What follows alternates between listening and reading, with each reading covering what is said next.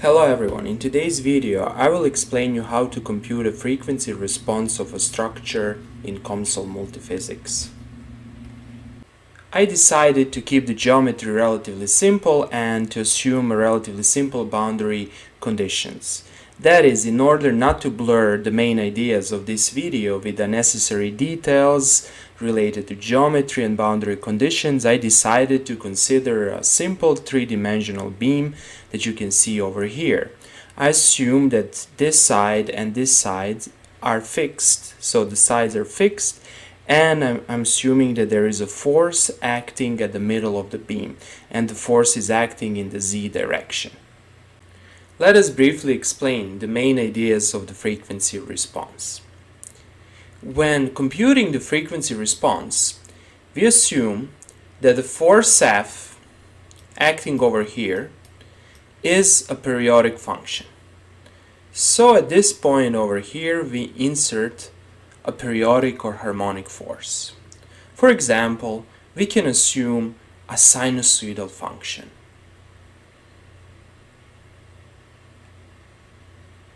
In time. So this is the time axis and this is the force. The value over here is the force amplitude that we will denote by FA. Now, at this point or at any other point, we can observe the deformation. For example, let us observe deformation at this point. Since the force is harmonic or periodic, most likely deformation will also be periodic or harmonic. So let this be a deformation in time. T is time and D is the deformation. And this value is obviously the amplitude of deformation. To compute the frequency response, we need to identify two variables. The first variable is the system gain, and this gain is a function of the frequency of the applied force. So we define the gain as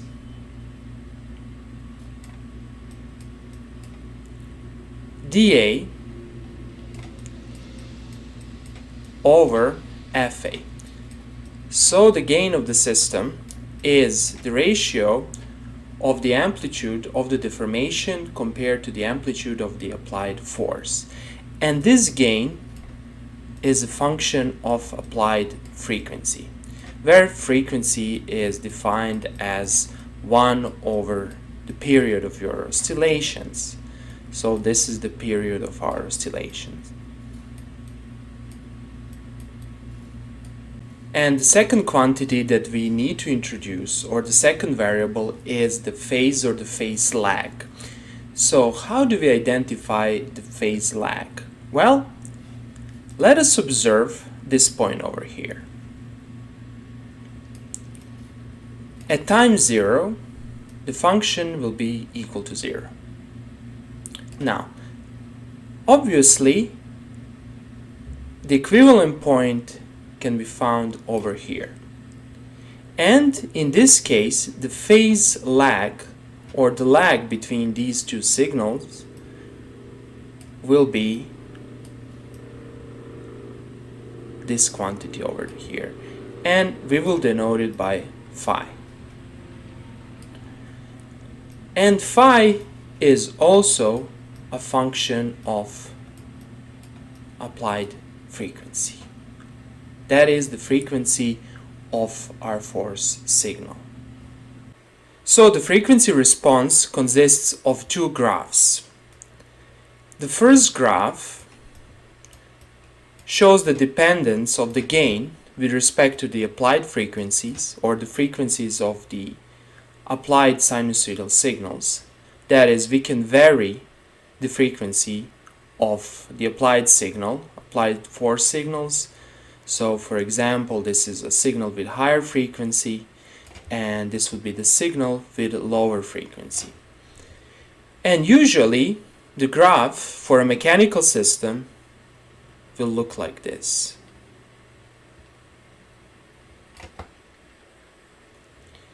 And the second graph shows the dependence of the phase or the phase delay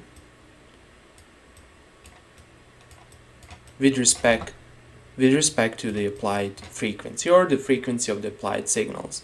And usually for low frequencies we will not have any phase delay. However, as the frequency increases, we will obtain some phase delay, which I represented here as a negative phase delay since it's a delay. As I said, for a typical mechanical system, the gain graph will look like this. What can be observed from this graph? Well, we can observe that for certain frequency range, or the frequencies of the applied signals, the applied force signals, we will have significant amplification of the deformations, because the gain is defined as the ratio of deformation over the applied force. And we will have some critical frequency, let's say the frequency over here, it can be, for example, 100 Hertz or 300 Hertz or even 0.1 Hertz, depending on what type of system we have at hand.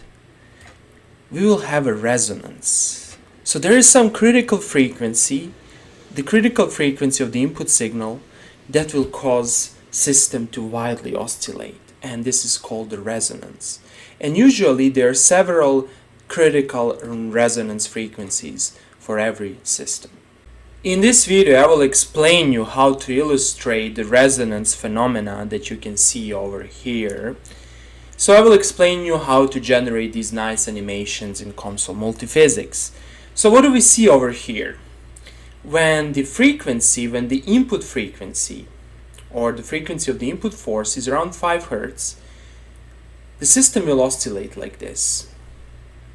However, when the frequency increases to 25 Hertz, that is the frequency of the input force, we see that the amplitude of the deformation increases.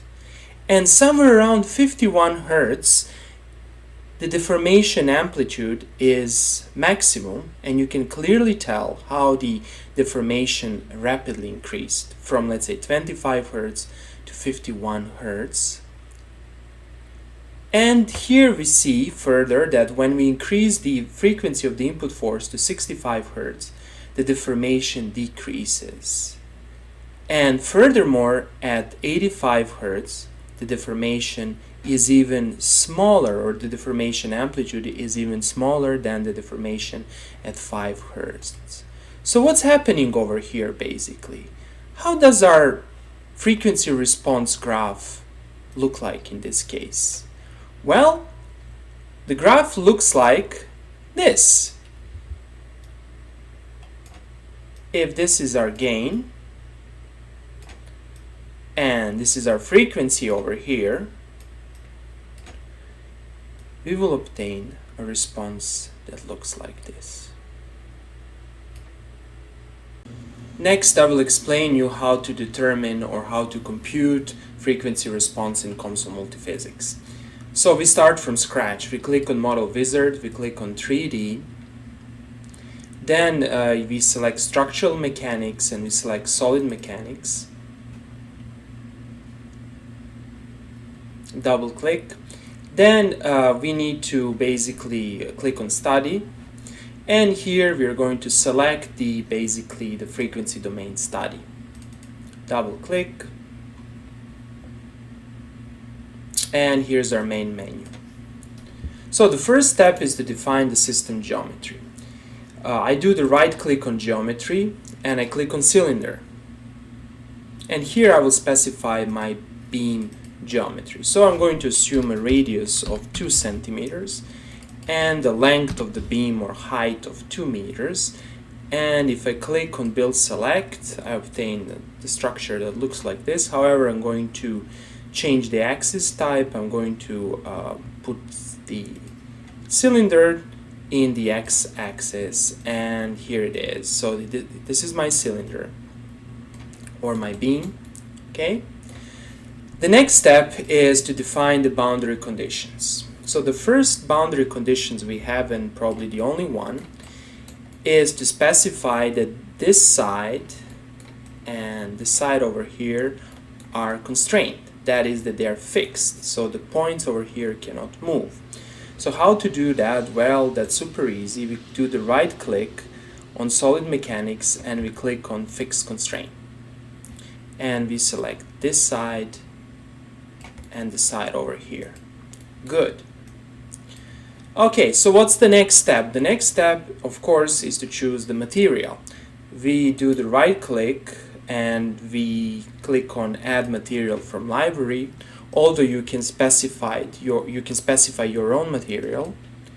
And I'm going to select the material from the library, or you can click here on building and search, for example, for aluminum or any type of material that you want to simulate. I'm going to choose aluminum 6061. Okay, and now you can see over here these are the three parameters that you need to have in order to simulate the system response: their density, Young's modulus of elasticity, and Poisson's ratio.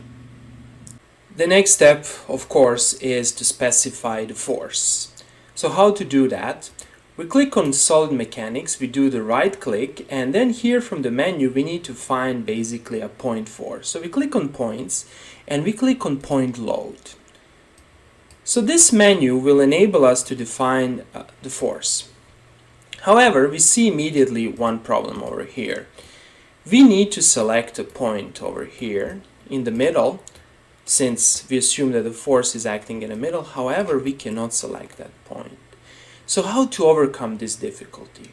Well, you need to go back to geometry, and in geometry, if you do the right click, you need to define a point, right? We need to define a point. So how to do that? Well, if we click on geometry, we can click on more primitives and we can click on point. And here we can specify the coordinates of our points. So look over here, we can see that the beam is along the x-axis, so we will select here 1 meter as a point and we click on build select. So we cannot see this point right now. However, if I click on this icon over here, wireframe rendering, I can see my point. So it's somewhere in the middle, right? It's hidden and not hidden, it's visible. So let's keep it like this. Okay, so let's go back to our point load, and now we can nicely select the point over here. And let's specify the force. Here it doesn't matter.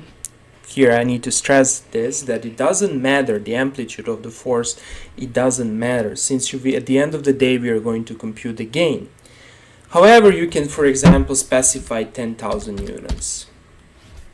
If you specify 1,000 newtons, your frequency response will be just scaled down.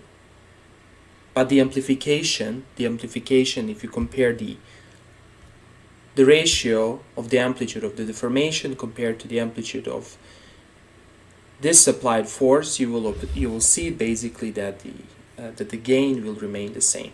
So you can even specify here 1 newton, but I don't think that's appropriate because this is still a structure that under 1 newton will deform maybe for 10 to the minus 8 meters, very small deformation. So assume here some realistic force, let's say of 1 ton, or how much is this? Basically, this is around 1 ton.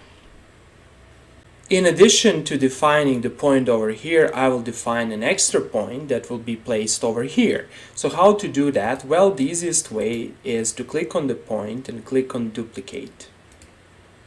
And here I'm going to change the coordinate to, let's say, 0.2, such that the point is closer to the edge. Okay, so let's check the mesh. We click on build all. Here's our mesh. You can change the mesh size. For example, we can assume a finer mesh and we can click on build all. Okay, so here's our mesh. So we have defined the geometry, boundary conditions, material, points for the force, and we have defined the point load, that is the point force. And we are basically all set. And if you click on study, we can select the menu study 1 frequency domain, and here we need to specify the frequency range. So I'm going to type range starting from 0 with, let's say, a step of 2 and ending up, for example, at 1000 Hertz. And we simply press compute, and after some time we will obtain the results. You can track the progress by clicking over here, and you can see how the progress works. So basically I'm having a computer with 16 gigabytes of RAM. It's a laptop computer, and it's a computer from 2017 i7 Intel processor, 7th generation, so you can track the progress here. Of course, I have a more powerful desktop computer, and this will be computed basically in 10 seconds on my desktop computer. So after 2 minutes of computations, I obtained the following graph. The graph that you can see over here. This graph shows the stresses produced by the force with the frequency of 1000 Hertz. So if I have a very fast force of 1000 Hertz, I obtain this stress distribution inside of my material. However, I don't want that. I want something else. I want to see my frequency response. So how to obtain the frequency response? Well, you click on results and you click on 1D plot group. And here you have several options to select. We are going to play with the options later. Next, you do the right click and you select the point graph. So we select the point graph. And here we can select the points. Let's select the central point over here. And let's see what to plot. What do we want to plot? Here's the variable that's plotted by default. We don't want that variable. We can click over here. We can click on solid mechanics. Then we can click on displacement. And here you have several options. You can explore them. Let's click on displacement amplitude, and we can select actually the amplitude of the displacement in the z direction. Now let's plot it. Great, great. So this is our almost, I can say, almost our frequency response. Actually, this is the displacement amplitude of the z component of the displacement. If you divide this by the input force, basically you will just scale this graph down and you will obtain your frequency response. We are going to do that later by exporting the data in MATLAB, although you can do it directly from COMSOL. However, we can also plot a frequency response, or this graph, for the point being close to the edge. So we can do the duplicate. We can duplicate this graph, right? And instead of selecting the point 6, right, we can simply erase this point and we can select the point closer to the edge. And we can do plot. Okay, so this is the frequency response observed at the point closer to the edge. We can see some difference over here. Now you might ask yourself, are these results realistic? Well, they're not.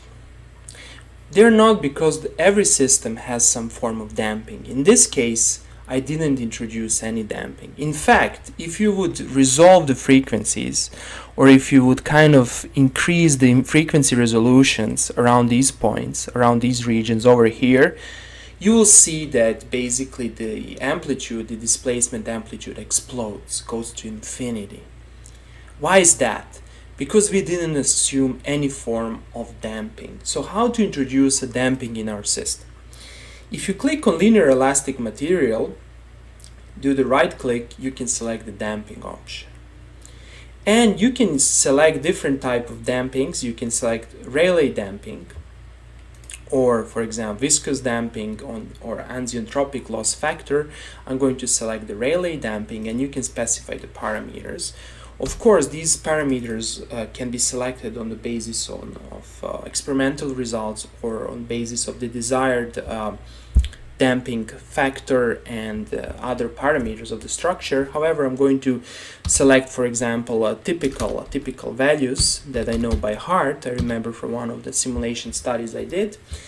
And we have introduced damping. There are other ways for introducing dampings, of course. You can, for example, specify a mass spring foundation with a damper, and I'm going to explain that later or in the next video. Okay, now since we have introduced dampings, we need to repeat the study, and I'm going to click on compute again. Okay, after 5 minutes, the process is finished, everything is finished. It takes even longer time compared to undamped case to compute the solution. So let's see the results. If we click over here, we will see a big change. So what changed over here? First of all, we can see that these resonance zones are attenuated. There was another resonance zone that doesn't exist, but this one is attenuated. Of course, there is a frequency shift of these resonance zones. And we can see that over here, our displacement is kind of limited. You can, of course, compute these regions for more denser frequency range, and you will see that the frequency doesn't go to infinity. So this is a more realistic case, and this is how frequency response looks like. Of course, if you divide this by the amplitude of the force, which I will do later, this is how our frequency response looks like for a more realistic system. Now, the next step is to export this data to MATLAB so you can compute basically the gain as a function of the frequency. So how to do that? Well, we can select the results over here. We do the right click, and you can, for example, copy plot data to table. And then you will obtain this table over here. You can do Control A to select everything. And you can, for example, click on copy selection to clipboard or copy selection headers to clipboard. I would like this option, copy selection to clipboard. And then what do? You open your MATLAB script. You can write data 1, and then you can simply Control V and you can paste the data. So here is our data. The first column is the frequency, as the second column is the amplitude of displacement in the z direction, and we can evaluate this section. And let's say that we want to compute the gain of the system. So what we are going to do, we are simply going to select the second row of our data, and we are going to divide it by the amplitude of the applied force, and here it is. It's basically 10,000 newtons, and I'm going to call this G.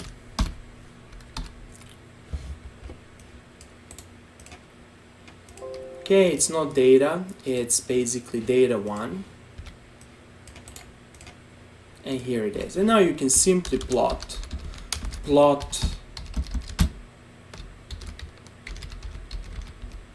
basically on the x-axis I have the frequency, so it's the first column of my exported data, and the second basically axis is G, and I can simply plot, and as the result I obtain something like this. However, this graph is very difficult to read. Usually we express the gain or express the magnitude of the frequency response using logarithms. So we can compute this quantity. We can take logarithm with the base of 10 of G, and we will express basically our gain in a logarithmic base, and it will be measured in decibels. So this variable is measured in decibels. For those of you who have studied control systems, you have probably encountered Bode plots. So basically I'm plotting the magnitude response of a system, which is the first graph of a Bode plot. I can compute this variable, and then I can simply repeat the plotting process, and I will obtain this nice graph that you will see in 1 second. Here it is. Here's our frequency response, or basically the gain response expressed in decibels. And you can clearly see the first resonance over here and the second resonance over here, which happens, the first one happens around 50 Hertz, and the second one you can even find by yourself by using a data cursor. Let's see what happens over here. Oh, it's not working, it's working. It's around, let's say, 242 Hertz, and the first one is around 46 Hertz. The next step is to explain you how to generate the phase response. To do so, we're going to duplicate the gain response graphs. So we click on 1D plot group, we click on duplicate. Now, over here, instead of selecting the amplitude in the Z direction, we need to select the phase. So how to do that? We click on the button over here, we click on solid mechanics, displacement, and here there is an option to select the displacement phase. We click over here.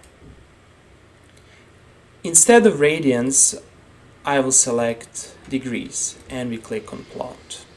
Okay, so this is the phase response for the central point. Let's do that for the point closer to the edge. We click on this button over here, solid mechanics, displacement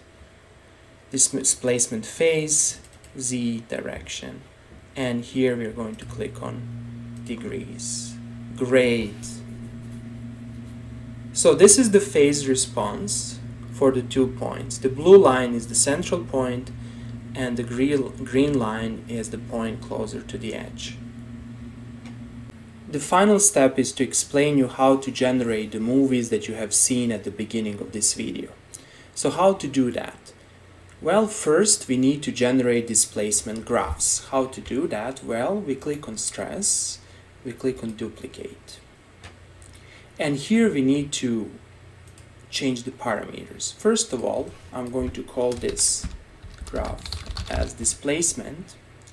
And then over here, instead of plotting the stresses, I'm going to plot the displacement amplitude. So I click on solid mechanics, I click on displacement, and here I can select the amplitude Z direction, and we do plot. Okay, so this is our displacement graph. We can change the frequency. For example, we can use frequency of the input force of, for example, 10, and we can do plot. So this is the snapshot of displacement for the force of 10 Hertz at certain time instant. And the final step is to generate the movie. We can click on results, and we can click on animation, and then we click on player. And here, under the scene and in the subject menu, we need to select displacement. Now, this export over here is linked to the displacement graph, and everything that you will see over here is transferred to your animation.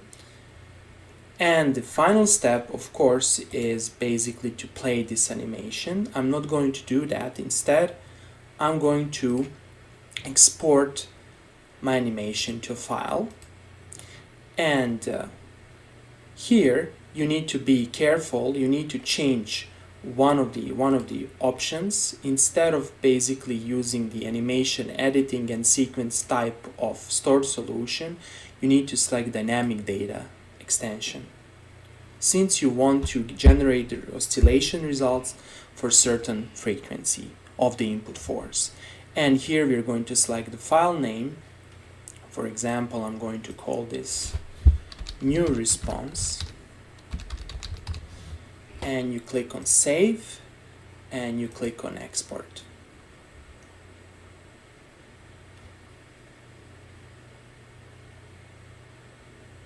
And finally, this is the result. So this is the response of the system for the input force of 10 Hertz. Of course, you can change the frequency of the force. First you go over here on the displacement, and let's select, for example, the frequency of 48 Hertz. That's very close to the resonance frequency. You can do plot, and then over here on export, you need to change the file name. We'll call it, let's say, 2, and then you do export. Let's see the results. It's going to take a while since the computer is rendering, and let's see what's happening over here. Okay, so this is the response for the 48 Hertz. Okay, that would be all for today. I hope that you like this video. If you find this video useful, please subscribe or support my channel. Thank you very much and have a nice day.